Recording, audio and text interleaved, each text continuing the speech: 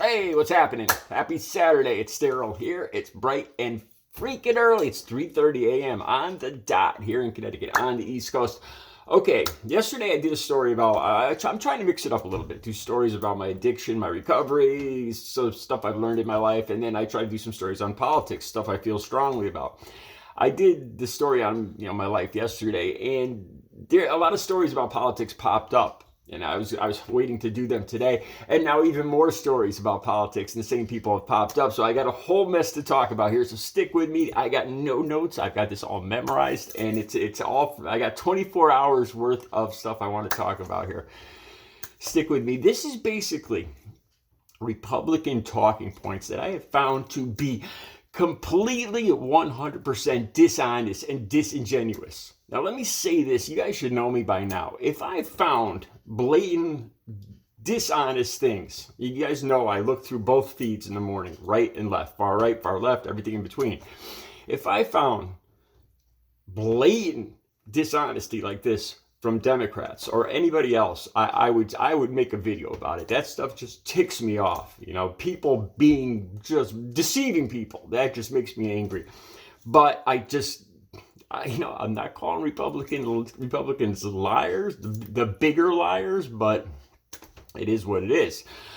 All right, before I even get into that, I want to talk about Marjorie Taylor Greene. First of all, and this whole furry thing, I got to watch I got to be so careful if I want to get monetized what I talk about.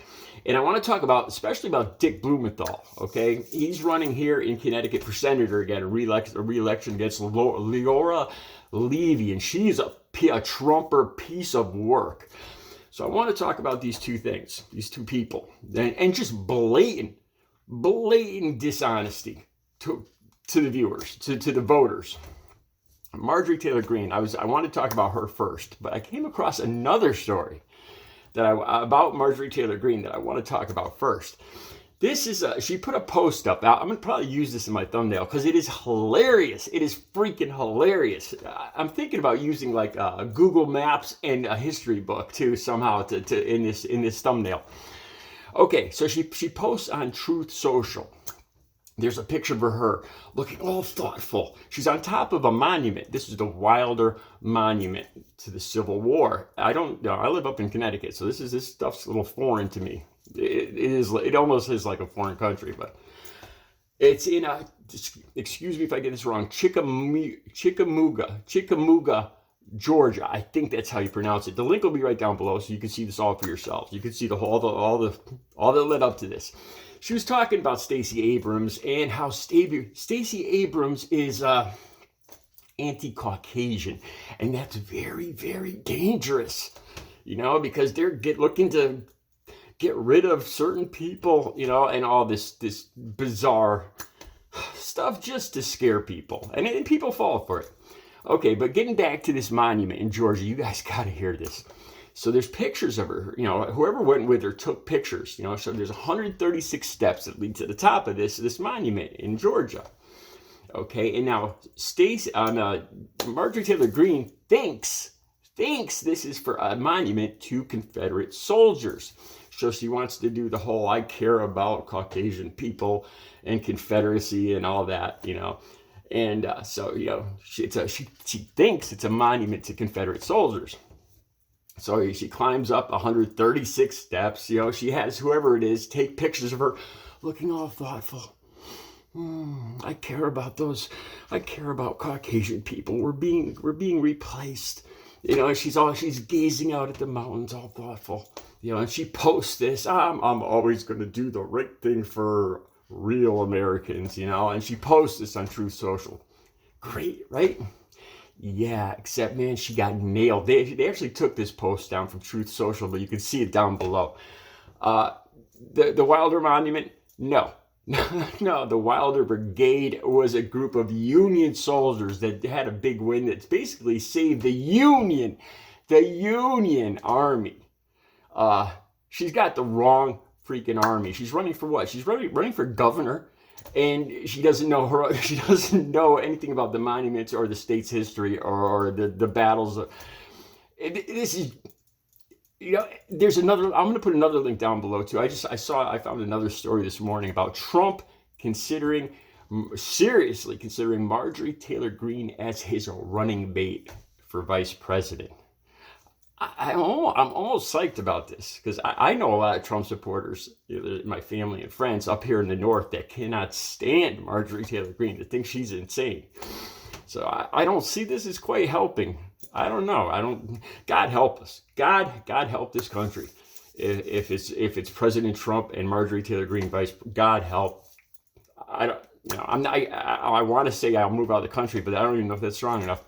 All right, now on to the next story. Look, this story's been ticking me off for a while. Marjorie Taylor Greene talking about furries. Okay, one thing I always wondered, I consider myself somewhat intelligent. I did great in school. I got accepted to different schools. And I consider myself fairly logical, right? And Marjorie Taylor Greene talks about, and other GOPers talk about these furries. And they talk about some specific schools. I think in Colorado, they say. Now this is false. This is I am pointing out dishonest behavior in other people for the YouTube algorithms.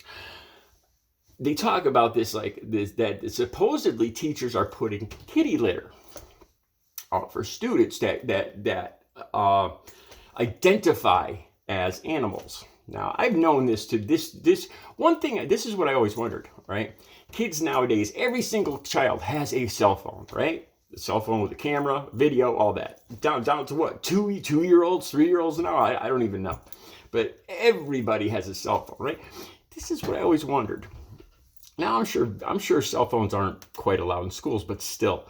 How come I've never seen a video or a picture even? Because believe me, I've looked over and over and over for these so-called litter, this kitty litter, and these furry people and these kids in schools. I've seen pictures of them at Comic-Con and stuff where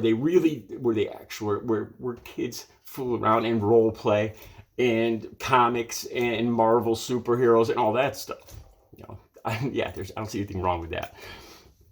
I see those pictures, but I have never, ever, in a couple dozen searches, I've never found one single picture of these so-called, children furry with the kitty litter thing. Never. How come? There's got to be so many parents that are so enraged about this. They tell their kids, "Hey, get this on film. We got to get a picture of it. Here's my cell phone." Hand over your cell phone when you go to school and take this. Tell me they couldn't get one single video or one single picture, because I've never seen one. I challenge you guys to show me one single picture of a classroom, kids, and this happening. Now, why? Because it's not happening. It's stupid. It's pure blatant fear mongering. And I got the link down below. They're actually, you can see how this actually evolved. With all the school incidents, the things that happen in school, this makes sense. These kids have to lock down in place. And I never thought about this, but kids have to go to the bathroom a lot, right? And the story's right down below for this, so you can see it for yourselves. They proposed, I don't know if they actually used kitty litter in pails in case there's a situation where nature calls, when there's a lockdown. Sometimes these kids can be locked down for 10 hours or something like that. You don't want children, relieving themselves. That's going to make the situation much more dire and unpleasant, not to mention unpleasant, but not that it's already unpleasant in one of these school situations. But this is how this story evolved. Somebody saw a pail of this kitty litter, and geez, I could make this sound like this, and somebody blatantly twisted it, and now it's all taken off, and now it's supposedly true. You ask 60, 70, 80% of GOPers, of Trump supporters, and they'll say, "Oh yeah, this is true. It's 100% true. It's happening now. God, it's a woke culture." No. How come there's no pictures of it? Okay. Now, this is the big story I want to talk about. Dick Blumenthal. I'm running long on time. I don't know if I'll be able to get to Dick Blumenthal. I'm coming up on 10 minutes, and I really want to devote. This is the main thing I want to talk about. Laura Levy has put these ridiculous ads out identity, saying that Dick Blumenthal had, was helping out with money immigrants coming into the country, like the ones that were shipped up to Martha's Vineyard, right? And in this commercial, I'll have the link to the commercial in the next video, where she links this. The video starts with things that have happened in school with illegal substances, the opioid that begins with F, and it's got news clips of bad things that have happened.